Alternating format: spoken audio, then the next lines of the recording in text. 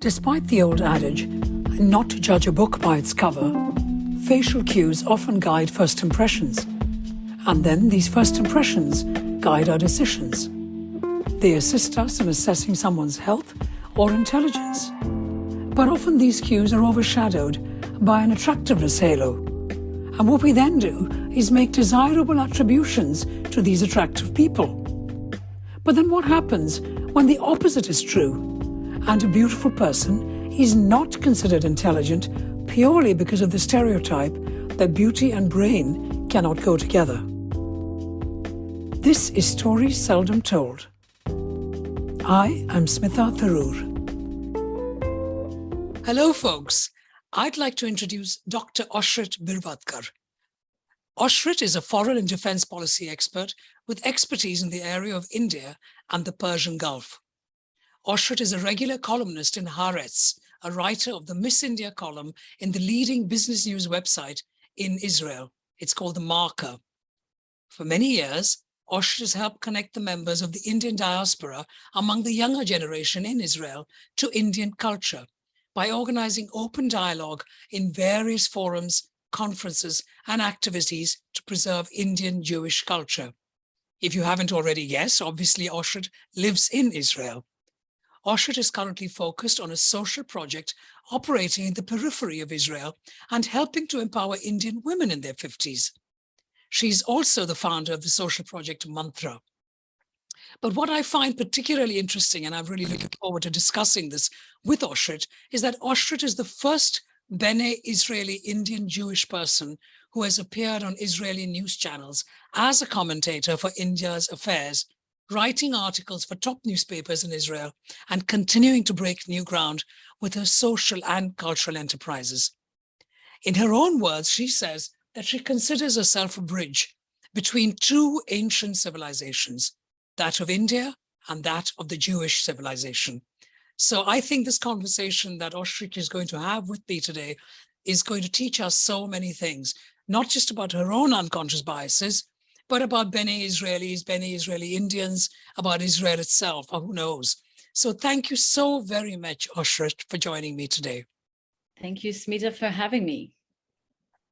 So you're in Israel and I'm in London and the winter is getting here, whereas you're still enjoying lovely weather, which is great, lucky you.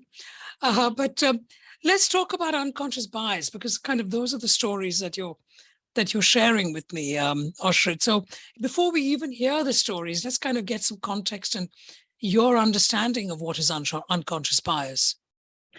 Well, I think it's human nature to have a bias on something or person. These biases affects how we treat others and how we respond to situations.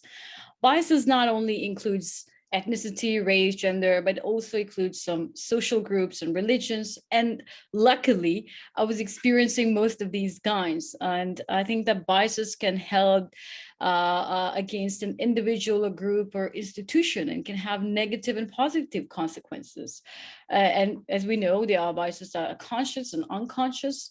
And unconscious bias refers to a personal biases that we are not aware of.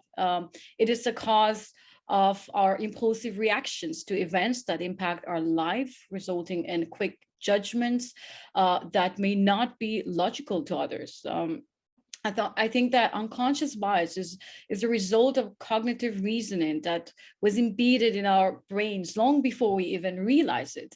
It is based on our own background, culture, and personal experiences, and often I think originates at very early age. I think even the most cultural person and aware person will have some unconscious biases.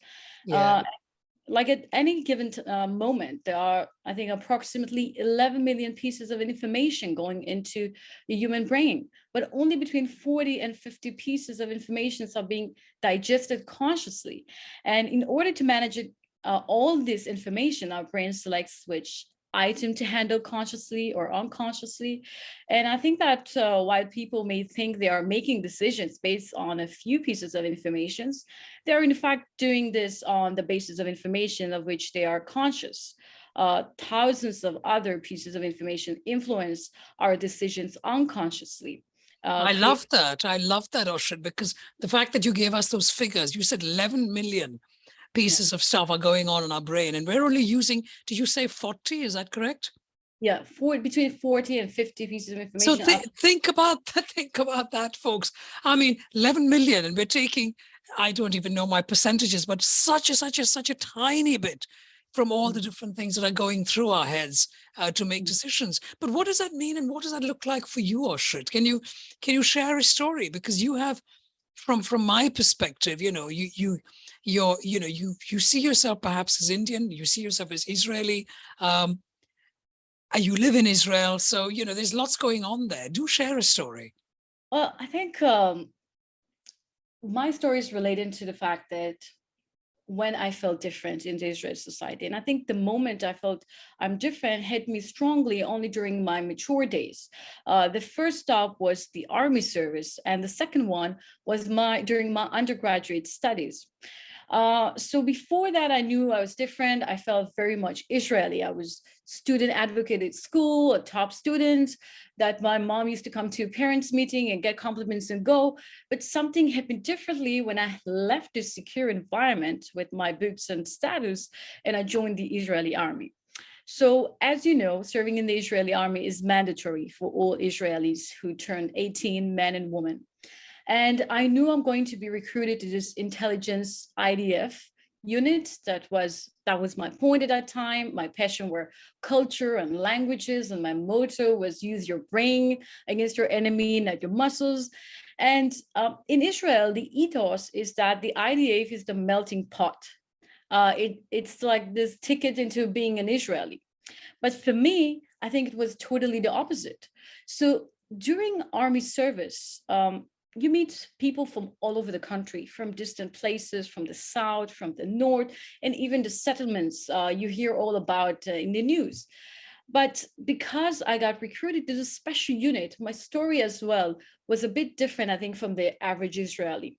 So basically, my boot camp was a shocking experience, if I may say. I looked to my left, I looked to my right, and no one looked like me. No brown people around, no Indians around. In high school, there were a few Indians, but many brown people. And I remember I felt I'm out of my place, not from the same economic background as they were. I'm a daughter of middle-class immigrants from India, not from the same part of the country. And I felt like the distance between me and them was like a gazillion kilometers.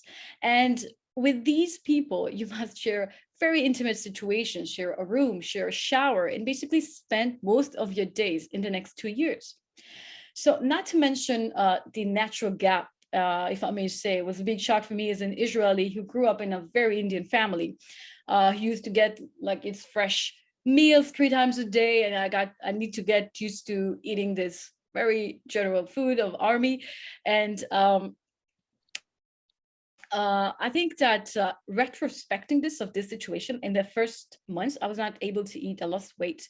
And retrospecting this situation, I think consuming it daily was, for me, keeping the safety of my identity frontiers, if I may say.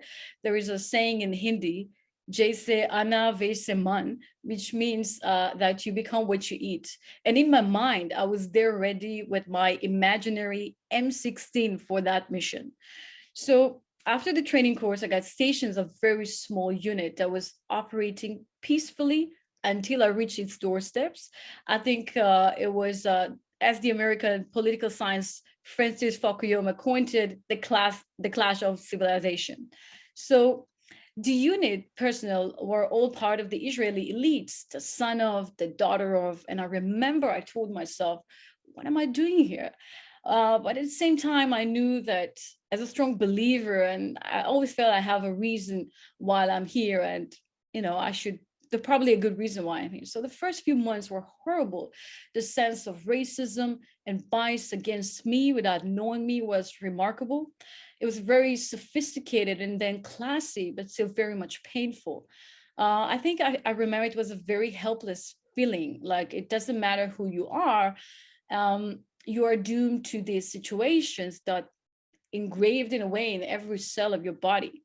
And those I'm going to, can I just pause that for 1 minute, Oshrit? I want to hear the second part of your story because I know it's a slightly longer story, but I want to just take one word that you said a little bit earlier for us to understand a bit more, because I think it will give us context about when you continue your story, which is the word identity. You said, I wanted to, when I arrived and there was this food and I needed to eat this, whatever the food was, I wanted to maintain my identity. So before we even continue hearing how these people were reacting to you when you were in the intelligence area, what does identity even mean to you? Identity, for me, I consider myself as an Indian, Israeli, and a Jewish person. For me, my identity is all of that. And in the early days of Israel, it was a new country of immigrants. And the whole idea of this country is creating this new figure, new identity. And the first decades of this new country, there was idea and this vision that we will create a new version of identity of what it's like being Jewish and Israeli.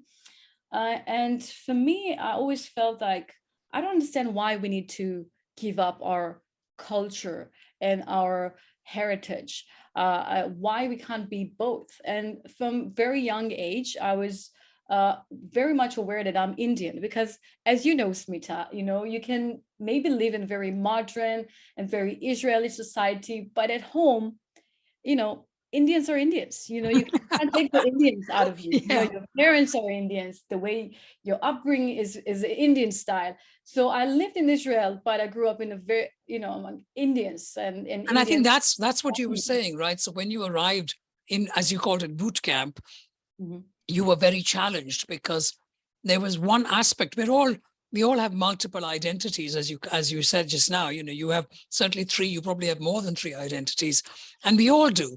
But one very core aspect of how you see yourself was being challenged, is what you're saying. So yeah, please do continue, Oshrit. I just wanted to capture that. For me, a very strong word. When you use that word, it rings bells in my head. And I wanted to capture that idea of what you felt for all of us and the listeners. But yes, do continue. So I reached this new unit, and even though I got recruited to this unit because of my intelligence, for them, it didn't matter. And I'm talking about very different stereotypes of Indian, not the one that we are familiar with today. At that time, I wish Indians were synonymous for intelligence in Israel, but intelligence and culture were associated only with the founding generations of the country and their descents. And this bias is common for most brown and immigrant Israeli Jews.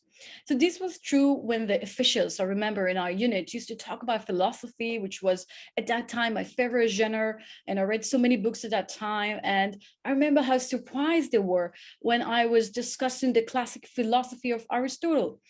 And the surprising looks, the eyes, I captured this gaze I got from them. And it's within me. But with time, when I got I think I got to change their perspective. In the beginning, I was a friend of the secretary and the driver of the unit. We used to have our lunch together since I felt much more comfortable with them. And then with time, more soldiers with immigrant background joined us, and we had our group. So our group became the most popular, and eventually they asked us to join our festive lunchtime, which became the hit for the unit. But eventually they realized that they had this, tons of unconscious bias against brown people, brown women, or Indians, or about people that are not from the, from the city, from the Tel Aviv area. I think what's powerful in this story is that we didn't allow ourselves to sell our identity just to please people to like us in the mirror of acceptance. And that every time I look back at it, I'm surprised. I surprised myself because it was very challenging moment for me as a young 18 years old woman joining the army. This is the people you're gonna spend most of your time with. These are your friends, your colleagues, and then choosing to hold into my identity was not a natural thing for most people. It wouldn't be a natural move for most people. And I felt automatically that I should stay loyal to my identity. And with time, they will get to know us. They will get to know who we are. We should expose them to our culture, to our food, to who we are. And then with time, so I remember that. That's so interesting because see what we're saying here, because we don't forget we're talking about unconscious biases, others and our own. And I'm talking about your unconscious bias and what kind of unconscious bias did you have going into the army at the age of 18? Your instinctive feeling was that no matter what, you are not going to compromise on how you see yourself. And I suppose, and you may correct me if I'm wrong, but you said you have certainly 3 identities. You probably have more: Jewish, Israeli, and Indian. But at that point, when you joined the army aged 18, it was Indian that was top of the list. And you had said, because obviously you're Jewish and obviously you're Israeli, and all the people amongst you were Jewish and Israeli. Yeah. And so the one thing that made you different to them was your Indianness. And you decided, I'm going to stick to that aspect of me, and I'm not going to compromise that aspect of my identity. That was your instinct, wasn't it? Yeah, it was a very natural interest that I had from a very young age. Even in school, when I remember myself, I was Israeli, but at the same time Indian. And I didn't see the point or the need to compromise on any of those identities for myself. But that's also a lot about how we're parented, isn't it, Oshrit? Because obviously I'm guessing that your parents were proud of their identity, didn't try and mask it in any way, and brought you up as an Indian in Israel. I think it's true. It's saying it's definitely my parents' success. But at the same time, I do believe that sometimes for Indians, and share me with your thoughts, because I think for Indians, it's like a fact, you know, your Indianness is a fact. You can't get away from it. It's almost impossible because we have our food, our culture. You know, I used to come back from home and, you know, my mom was like watching some Indian channel, you know, movies and shows, and it became the soundtrack of my childhood, you know. And every time I go to India, and all my Indian friends are so surprised that I know so much about being an Indian, about Indian culture. Like I grew up there in the 70s and 80s, and how you know all these 50s, 60s, you know, old Bollywood songs. And I felt like it's surprising, but I felt like it's almost like I grew up there without being there. And the first time I visited India was only when I was like in my early 20s. And I still felt very much connected to this country. Like I grew up there, and it's stronger. It was a stronger connection. I'm loving this, but you know, you said something else, Oshrit. You know, when I was introducing you, I said Oshrit is the first Bene Israeli Indian Jewish who appeared on Israeli news channels XYZ. But first and foremost, can you please tell us, the listeners, what is a Bene Israeli Indian? Because perhaps we don't even know what that means. So could we have a little lesson on what that means and what that looks like before you share another story?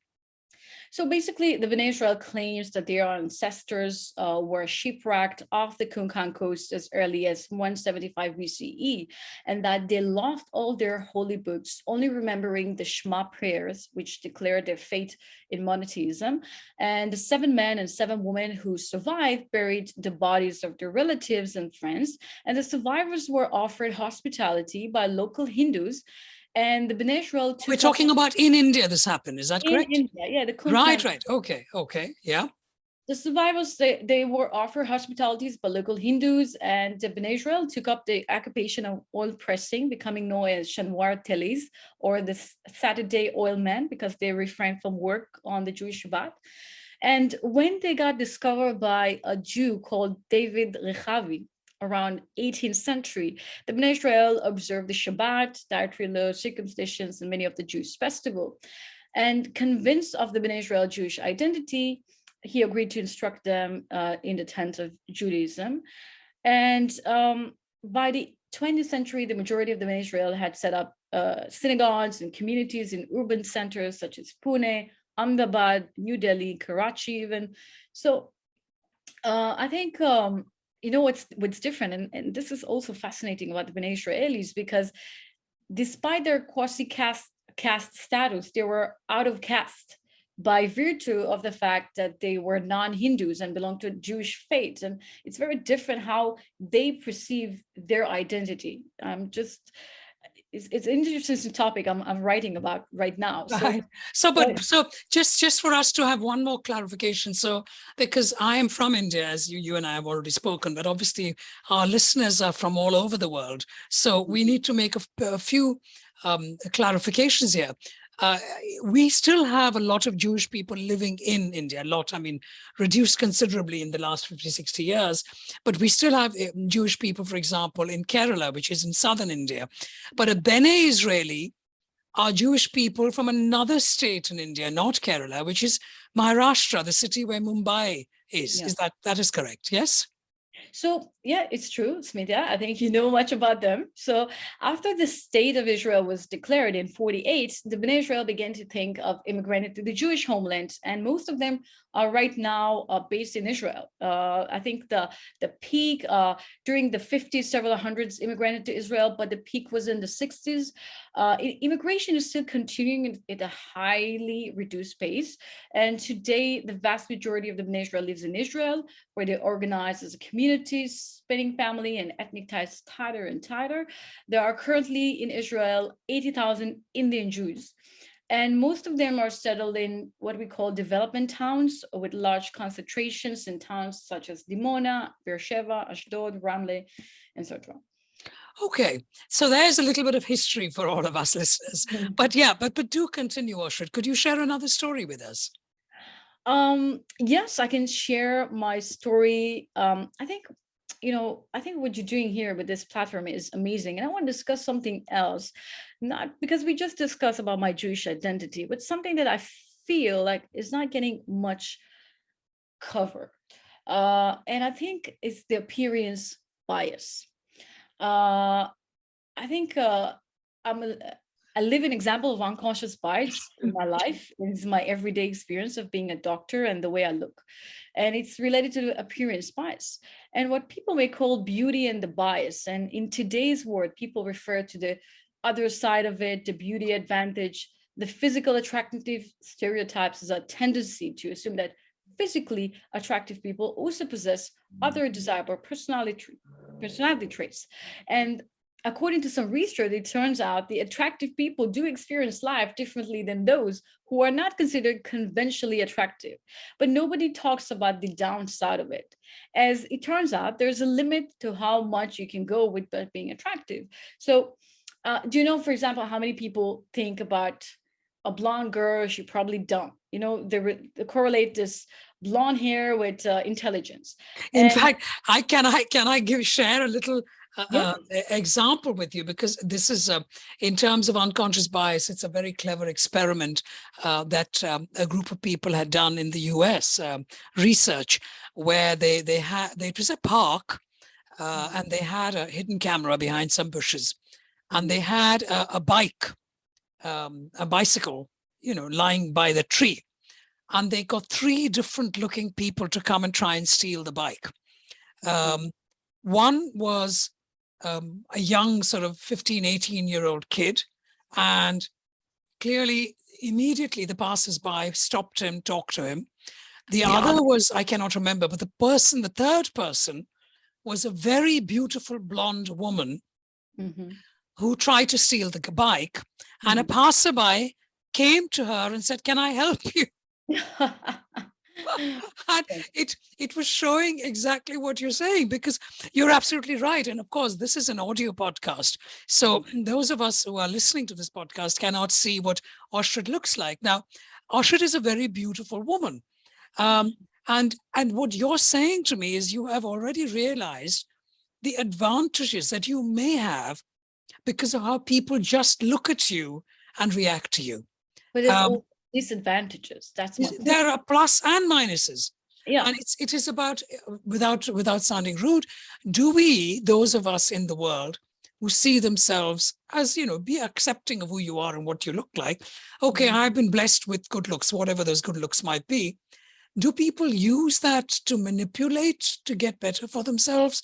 I mean, there's a question, right? Because the idea of perception and beauty has been researched for a few years now, certainly during interview time, for example, if two people come in for an interview who have exactly the same CVs, and one person is in what the vast majority of human race would consider a beautiful looking person, and the other is not as much, the beautiful person has already got an edge in trying to win and get the job.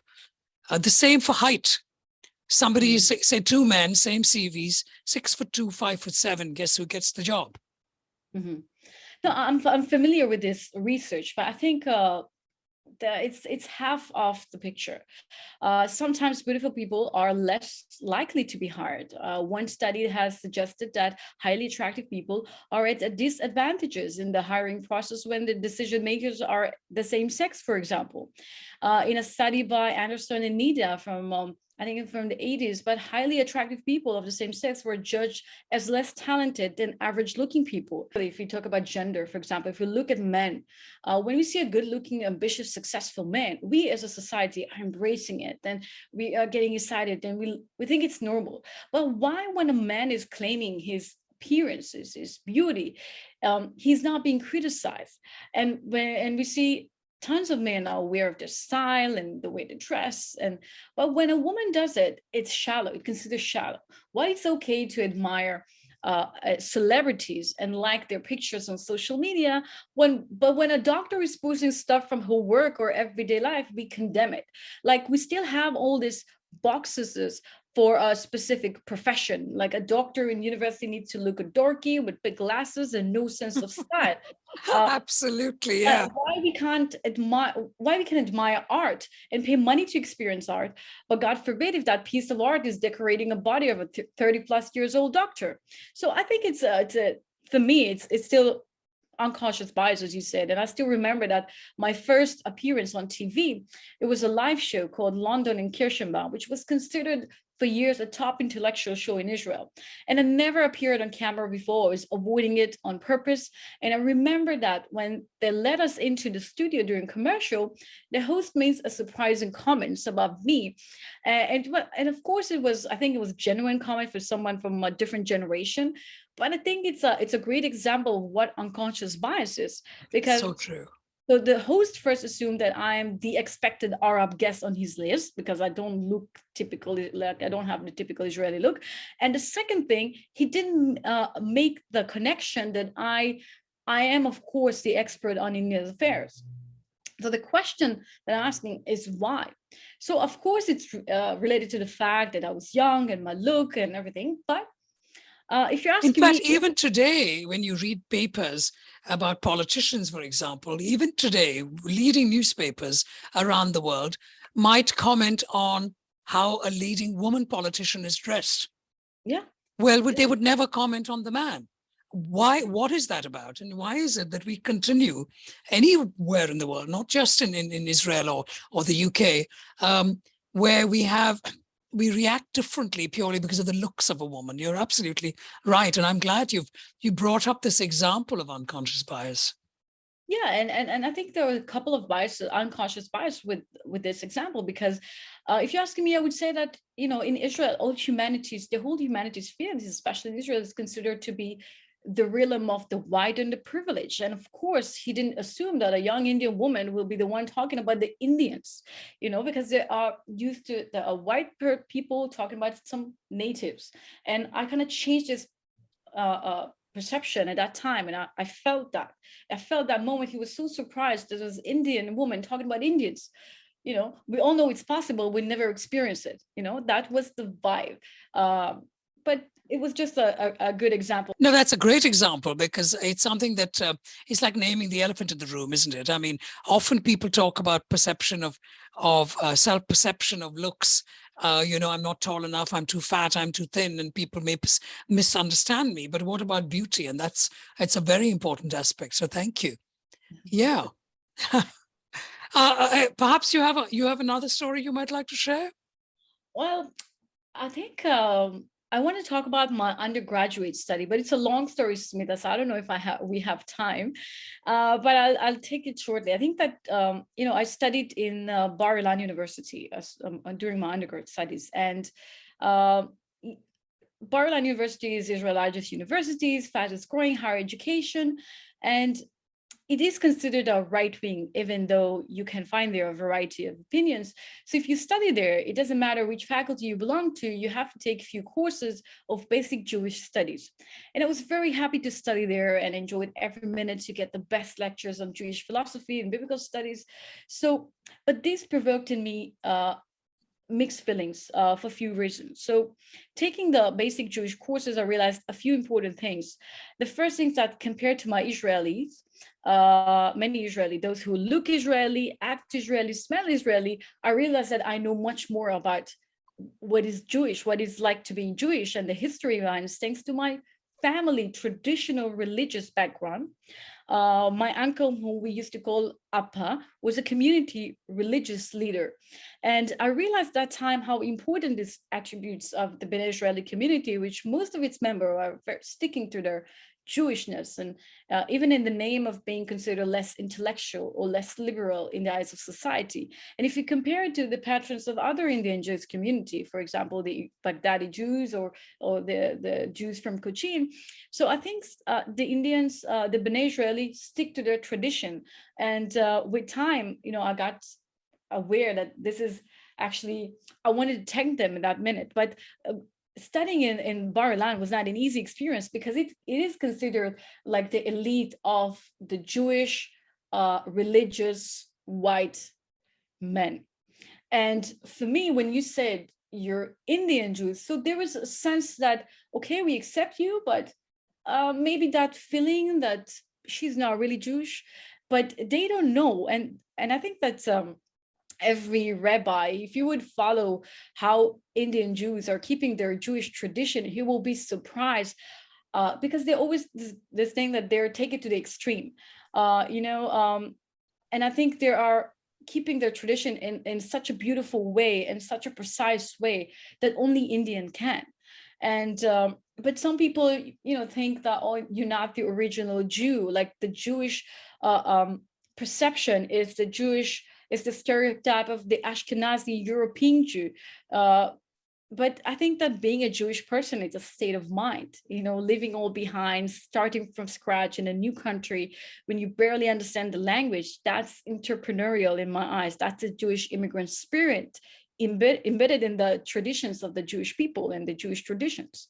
So I remember that I was speaking with one professor, and we had this debate about religious practices. And at the beginning, I felt like they don't see me as a Jew, like I'm a fake Jew in a way. But knowing, that I don't need to feel like that, because I study what you teach us there, and I go home and I practice the same. My family practiced the same. So that was for me a sense that I know where I belong, and I want to thank my ancestors for keeping those traditions alive to make me feel secure in my Jewish identity.